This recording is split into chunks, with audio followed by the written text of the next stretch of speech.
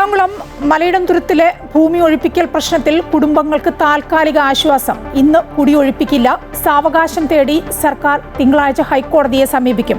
സർക്കാർ നീക്കം ഇന്ന് തന്നെ കുടിയൊഴിപ്പിക്കണമെന്ന പെരുമ്പാവൂർ മുനിസിപ്പൽ കോടതിയുടെ നിർദ്ദേശം നിലനിൽക്കെ അഭിഭാഷക കമ്മീഷൻ ഇന്ന് സ്ഥലത്തെത്തും. മുഖ്യമന്ത്രിയായ ശേഷം വി.ഡി. സതീശൻ ഇന്ന് ഡൽഹിയിൽ. സോണിയാഗാന്ധി, രാഹുൽ ഗാന്ധി, ഖാർഗെ ഉൾപ്പെടെ മുതിർന്ന നേതാക്കളുമായി കൂടിക്കാഴ്ച.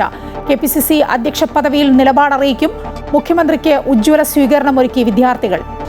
ആഭ്യന്തരമന്ത്രി രമേശ് ചെന്നിത്തലയുടെ അധ്യക്ഷതയിൽ ഉന്നതതല പോലീസ് ഉദ്യോഗസ്ഥരുടെ യോഗം ഇന്ന്. കെ.എസ്.ആർ.ടി.സിയിൽ വനിതകൾക്കായുള്ള സൗജന്യ യാത്ര ചർച്ച ചെയ്യാൻ ഇന്ന് നിർണായക ചർച്ച. ഗതാഗത സെക്രട്ടറിയും എം.ഡിയും ഇന്ന് മന്ത്രി സി.പി. ജോണിനെ കാണും. സംസ്ഥാനത്ത് ഇന്നും കനത്ത മഴയുണ്ടാകുമെന്ന് കാലാവസ്ഥാ നിരീക്ഷണ കേന്ദ്രം. മധ്യ വടക്കൻ ജില്ലകളിൽ മഴ ശക്തമാകും. 5 ജില്ലകളിൽ യെല്ലോ അലർട്ട്.